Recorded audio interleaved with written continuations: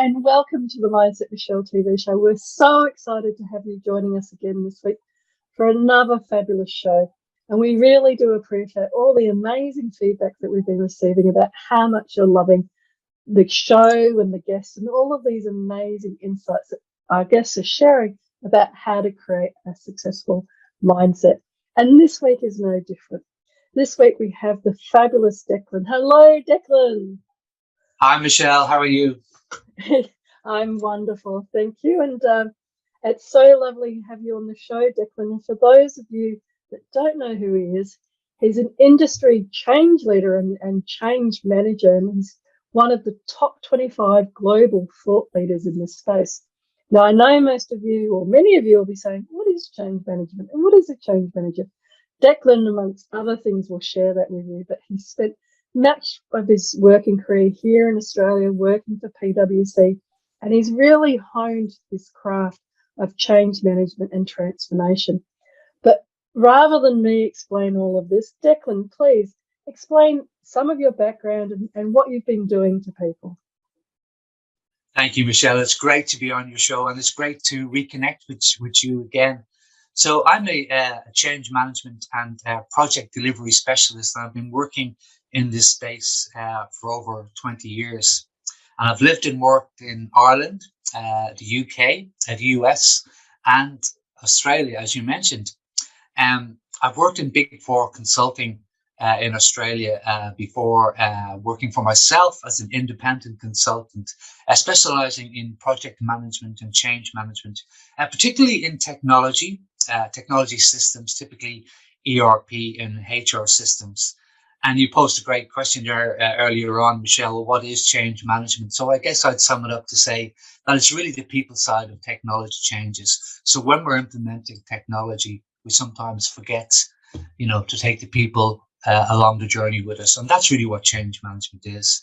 And I've worked with and met some amazing people over my time in change and project management, including yourself, Michele. And I've recently returned to my hometown of Dublin after living in Australia.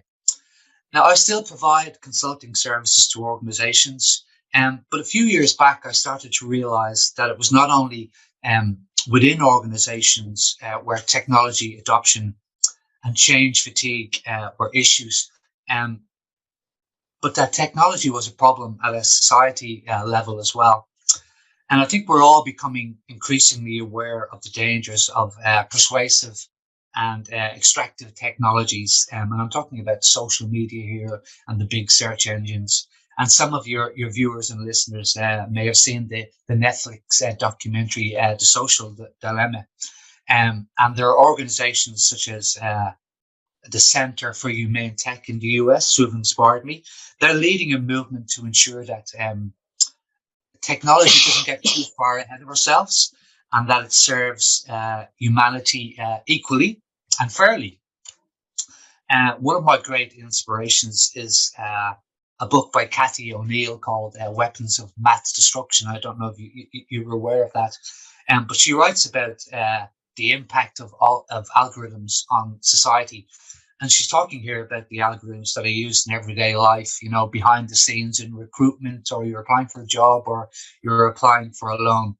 And one of my favorite quotes from her, she said, the privileged we'll see time and time again are processed by people, but the masses are processed by machines. So it's really important for me, that technology is fair. And that actually led me to co-author a new book, which is called Humology, How to Put Humans Back at the Heart of Technology. And that's really been my focus, for the past several months. Fabulous. And I believe you've also studied AI at university. What was that degree or postgraduate work that you did? Yeah, so it's I recently undertook an accelerated honours degree at a college here in Dublin in artificial intelligence, because I had actually studied some courses with MIT in the US about the business implications of AI, and I wanted to look under the hood, if you will, of artificial intelligence to understand actually how it's put together, how it works, and that was a huge learning curve for me. It involved looking at machine learning and involved even learning how to program in Python. And it's kind of funny because a lot of people, I work in technology, and then when I was explaining to some of my friends and family how this was a huge challenge for me, learning to program. But some of them said, "But I thought you did that already. Don't you work in technology?" And I said, "No, this is all new to me. I do work in technology, but I'm not hands-on." So, that was a fantastic experience for me. And I think it reinforced for me, that artificial intelligence and technology in general can be a force for good. There are things we need to be aware of, but it can absolutely be, a force for good. And this is interesting because we're talking about a lot of terms that you and I know because we've worked in digital transformation for a long time. But I'm also really interested in what got you fascinated or interested in this area. What was it about your background that you became so interested in change and the people side of change? Yeah, well, I guess initially I was working in system roles and project management roles, and then I, increasingly became aware that it's so important that you take people on the journey. And so often we get the technology right, and we, as project managers, as system implementers, we deliver what was expected, what exactly was written on the tin. That's what we did, what we delivered. But we don't take people along the journey, and we lose out on so much of the return on investment. And even at a broader level, we actually can impact negatively the people in an organization because we're adding to change fatigue. So not only are we maybe losing out on some of the return on investment from our technology, our implementation, we're adding to the problem, of change fatigue, which we've seen in a lot in organizations. We've both seen certainly over the recent years, that change is the new normal, and it's, the pace of change is so fast nowadays. Yeah, so that's really led me to say that I'm really keen to, work on the people side of change. And then also, the biggest technology change I think that society is going through at the moment and will do over the coming years is around artificial intelligence. It's going to really impact us in big ways. It will do, it will do. And I'm interested then because this is a very different lens again for viewers to be looking at success, and from your very corporate and organizational and large organizations doing big technology and transformation. What is it that for you then success means for you personally? What does success mean?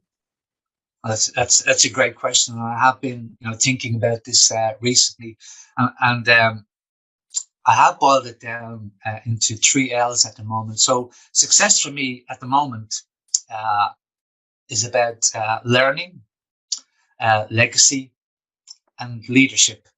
So we've touched on learning, and I'm a great fan of lifelong learning, and it's probably something that's becoming increasingly important. The older I get, and the more I appreciate the opportunities that are out there for learning and to keep on developing yourself and learning new things. So we talked about my degree in artificial intelligence, and one of the things that was really important for me is, as I mentioned before, about understanding that technology can be a force for good. So one of the things that we did, along with a project team, as part of the course, was we created an app, an artificial intelligence app, which actually converted text into sign language. So it was great to do something that proved that technology is a force for good. And also involved a lot of long hours learning how to program and learning how to do machine learning, but really worthwhile. If I turn to my second L, which is legacy, which is something that is really starting to be important to me, I'm looking to work with technologists, including startups, who are looking to create good technology and have the same vision of me of making sure that technology is serves humanity, equally and fairly. And I'll explain that terms technologist a bit because it's really interesting, and you may have seen it, and some of your viewers and listeners may have read about it recently. Because to me, in a way, we're all technologists nowadays. But really, when I talk about technologists, it's anybody who's involved in designing or implementing technology, or even people who are like change managers and project managers, or people like you and me, Michele, who are assisting organizations going through these major digital transformations. We're all technologists, you know, and we all have a role to play in this technology ecosystem. And I think, I'd even suggest, sorry, I was just going to say, I'd even suggest, yes, because for younger people, if you're using that framework around technologists, TikTok, they are all video content producers. And so they yes, might not necessarily think of themselves as technologists, but they're engaging and interacting with technology in a very new way on a new platform. So it's a great, I'm really glad you took the time to explain that it's not just what people might think of in the old sense around systems and IT people. It's actually everybody's now a technologist because we're all interacting every day with technology. it is. It's playing such a huge part in our lives, and especially for the younger generations, you know, the digital natives, where it's a natural part of their everyday lives, not something that we switch on and off. It's something that's there always for them. And that has, you know, that there's good and bad parts of that as well, you know. And I think, you know, if I touch back on legacy as well, that I talked about the book coming out. So it's important to me that I think that's going to be part of my legacy. And hopefully maybe more books as well coming. Then if I touch on leadership as well, which is the final L of what success looks like for me. So whether it's the projects that I'm leading or the consulting services that I provide, you know, I've always strived to provide good leadership.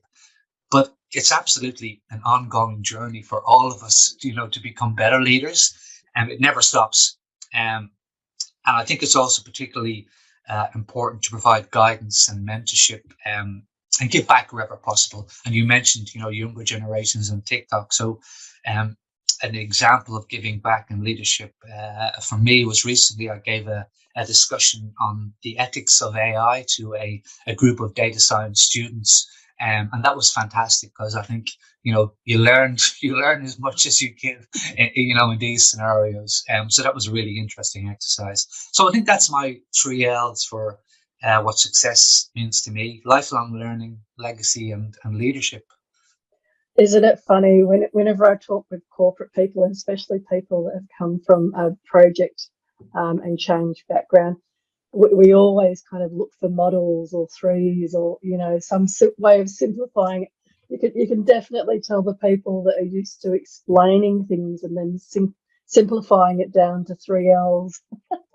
It's very funny, but wonderful. And I really love that lifelong learning, the legacy, and the leadership. I think that's really wonderful way of defining success, and what, based on your background and your experiences, is important for you. Now, one of the things we talk a lot about on the show is actually tips or suggestions for creating that mindset for success. And with your background of, you know, working and living in different countries, studying something as an older adult, you know, learning how to do the coding and things like that, because you've got that passion for learning. What do you think are some of the personal habits and personal things that you do and tips that you can share with people about creating that ongoing mindset for success? Yeah, well, I think there's probably two things I'd mention to your viewers and listeners. And I'll talk about networking and then knowing your purpose or your why. So we'll start off with networking. And this is something that I didn't do particularly well or do enough of in my younger years. And I've really, you know, in the last couple of years, I've started to realize how important it is. So I met my co-author, Joanne, through a small enterprise networking forum. And she has a different background to me. She has a more of a finance background, and she's served in executive level roles in big tech, whereas I have more of a background in consulting and more on the HR side. But it's particularly great to have, you know, complementary and diverse perspectives when you're trying to solve problems. I think it's also on a personal level, it's particularly great working with Joanne because it's especially important to have women have a greater voice in technology and solving some of the problems that that we have with technology. A lot of the problems that we have with technology today are actually, caused by, I guess, the Silicon Valley brotopia of mainly white males who are creating a lot of this technology. So Joanne and I had some fabulous conversations, and we realized that we had a mutual interest in technology and in change management and in challenges that organizations and society in general are facing. So following on from some of those great conversations, we both felt that we had a book in us. And that's when we came together to write the book, which is called Humology, and how to put humans back at the heart of technology. And it's funny because it's a real product of COVID. 90% of the work that we did was done virtually and over a Zoom. And, we may not have met, and we probably would not have worked together on the book if it weren't for COVID and for lockdowns and for this new hybrid way of working that we're all getting used to. And I think, there's a lot to be said for serendipity, but I guess you have to be open, to new opportunities to achieve that. And so that's why I think networking is really important. The second piece so of just before advice, you go on yeah, to course, the yes. second piece, I'm interested in this networking because people talk about it, but I think just reflecting there on what you've shared, that you connected with somebody that had some similar interests, and out of that came this partnership about writing a book, and the serendipity around, well, you had the time with COVID and also the technology. And so you didn't actually need to meet in person, and you didn't need to be with each other in person to actually do the project. And I think those are really important things to know as, tips and suggestions for doing things successfully, because I also heard in amongst all of that you didn't necessarily do as much when you were younger. And I know for myself, I started out maybe 10 years ago, maybe about 10 years ago now, with LinkedIn, creating networks and getting connections. And I was doing it at a time that nobody else was necessarily paying much attention. There's more people, obviously, paying a lot more attention now. But I remember in those days talking about it and saying, well, this is the new way of networking. This is the new way of finding people in the niches that you want to be interested in or want to find out about. And for me, one of the success stories from that was when I was writing a book, one of the people that was recommended to me at the time, Neil Thompson, he was CEO of Virgin Rewards. And I didn't know him directly, but we both had somebody in common, and they did the introduction. And again, I wouldn't recommend this as a tip to people now because the market is very saturated and LinkedIn is full of all of this sort of pretend networking, if you like. But back in those days, it was actually a really gentle way of being introduced. It was like a warm introduction. And then when I met him, everything was fine and went successfully from there. But I think whatever the new version, it might even be, TikTok introductions or whatever you want to look at. But that concept of looking for people in an area that you're interested in, connecting with them, whether it's Facebook, TikTok, or whatever it might be, and then looking for those opportunities like you have. What is something that you can both do that you're both interested in?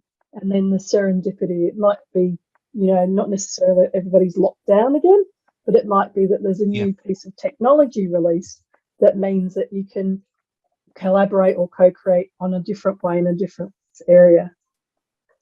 Exactly. Yeah. Perhaps in the metaverse, Michele, I think that's the next area for our networking. Well, that augmented reality and virtual reality way of, just think, if you were an architect and you wanted to collaborate with somebody about a house design or something, and you're able to do it using, virtual or augmented reality. So the tools I think are there. It's actually the stuff that you and I love. It's the human side of the tools that is still kind of catching up. And your second point about know your why, what do you want to say about that? Yeah, well, I've really been inspired by Simon Sinek's work in the Golden Circle and his advice to start with why. And it's something that I started to use in my project work initially, where we were working with organizations and getting them to create a vision for their project or their change. Because organizations and projects always fantastic with the how and the what of the change, but sometimes neglect the why. And I think that really relates to and also relevant to individuals as well. So as part of the methodology that we put together for homology, we start with understanding, knowing your purpose or your why before moving on to understanding the problem. What's the problem that you're trying to solve? And then we go on to look at considering the users and designing the behavior. But I think, for your viewers and listeners, that's a piece of advice that I would give. Spend some time to understand your why. So what motivates you to do what you do?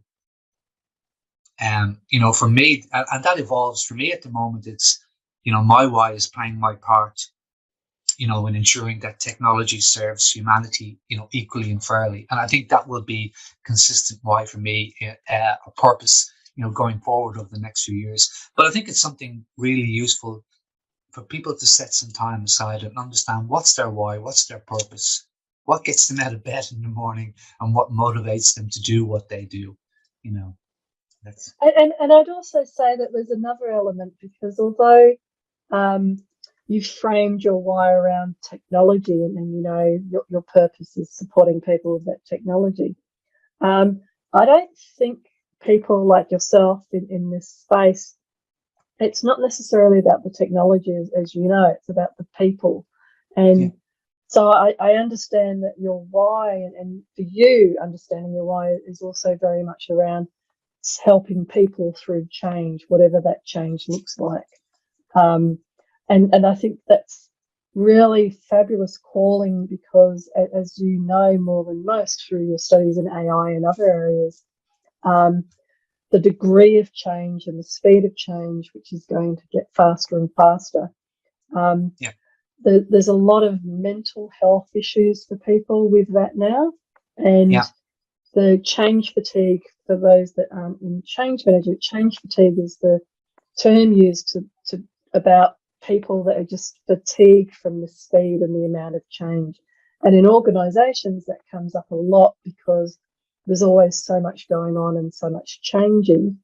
And yeah, COVID is now, and working from home and the hybrid working, all of that has compounded these things. And that's why there's so much focus now on mental health in the workplace.